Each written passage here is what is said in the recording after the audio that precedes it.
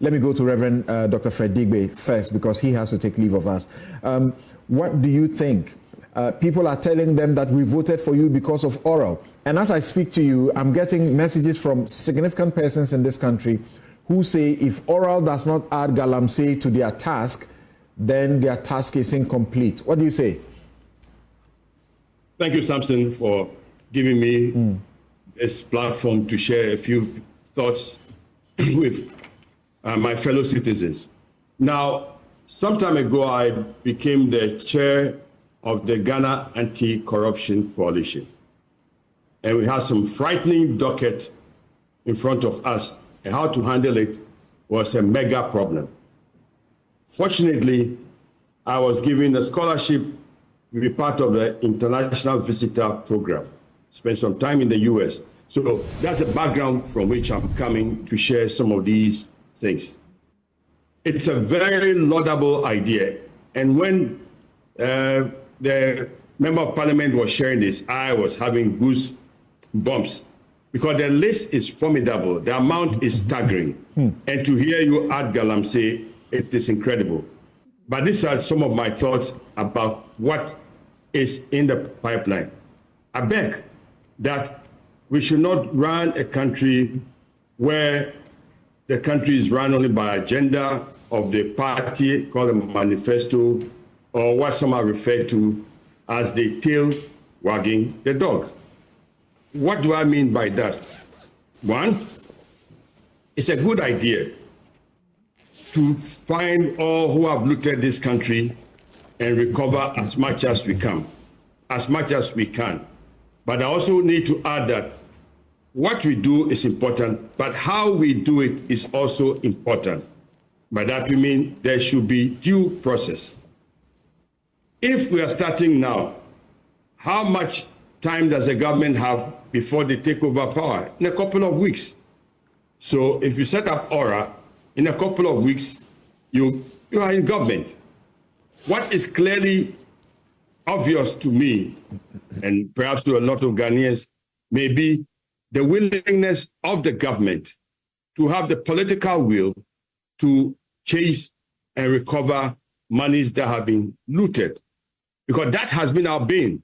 Laws we have, the institutions we have them, but lack of political will, even as a chair of the Anti-Corruption Coalition, to Auditor General to even give us the so-called blank envelopes of people who have filed their assets, declared them. He was unwilling to do that. Why? Because they were afraid of the powers there be. So having said that, one, I would say that it is important that we must do what is repeatable, what is commendable, and what seems right. Let the state institutions, for the benefit of the doubt, do their work. Let them be empowered properly to do their work. Dr. Deegbe, the government has powers of coercion. Yes. Dr. Deegbe, yes. The answer to the question of the now, why not wait until you assume office? They explain for us to appreciate is that this is the time where we are hearing that people are looting places, taking away vehicles and all sorts of stuff, and they are in danger of being attacked, as we see repeated when there is a change of government from one party to the next. And it's an opportunity for those who have genuine, complaints to make, to quickly inform them, so they will assemble the evidence to help these whistleblowers, so that in due course they will transfer it to the state authorities. I hear that. But who is it that has the coercive powers of the state? Does ORA have the coercive power of the state to arrest people? Does it have the power to stop people from flying out of this country through the borders? We don't. That's why I'm giving this caution. Okay. Because one of the things we learned from our IVF is that we do things so hurriedly and we create loopholes and people take legal shortcuts to get out of the loopholes, get out of the loopholes because we didn't do our work properly. That's all that I'm calling for. That it is important what we do, but how we do it is also important. And what power, what mandate, I've seen some letterhead with some of the things that they are supposed to do. what is that? Does that constitute a legal mandate for Aura to do what they are doing? Okay, I'm sure he's noted your question down. Then the perception of those who are on the panel, the perception, we have a very divided country. And if we start like this, then we'll go back to this ping pong, this back and forth that we see at every transition. Maybe a 4-year term will show us that, yes, I'm not looking for re-election, but I can do what I need to do and do very well. What is this perception of the members that you speak about? Pardon me? What is this perception about the members that you speak about? The perception is that the 5 who are appointed have access to grind with people who they know have done a lot of things. Sami just gave us a whole host of whatever has gone wrong that he has a list of. Fair. He's doing his work as an MP. The COP watching, they've listed him as having asked to grind with some people. All of these things may be true. Domelevo, a very good auditor, somewhere became a casualty of some government left and right there. These perceptions may not be right. But all I'm saying is that give a dog a bad name, and in a very polarized country like this, you will get the good job you want to do, being given a good name, being given a bad name, and hanging it. So let IOCO, let the Auditor General, let all the processes work, empower them, give them money. And if they have this information, they should give it to them. And you will be the first to admonish by saying, by their fruits we shall know them. So we wait to see their fruits to judge them, correct? By all means, we can say that we'll see by their fruits.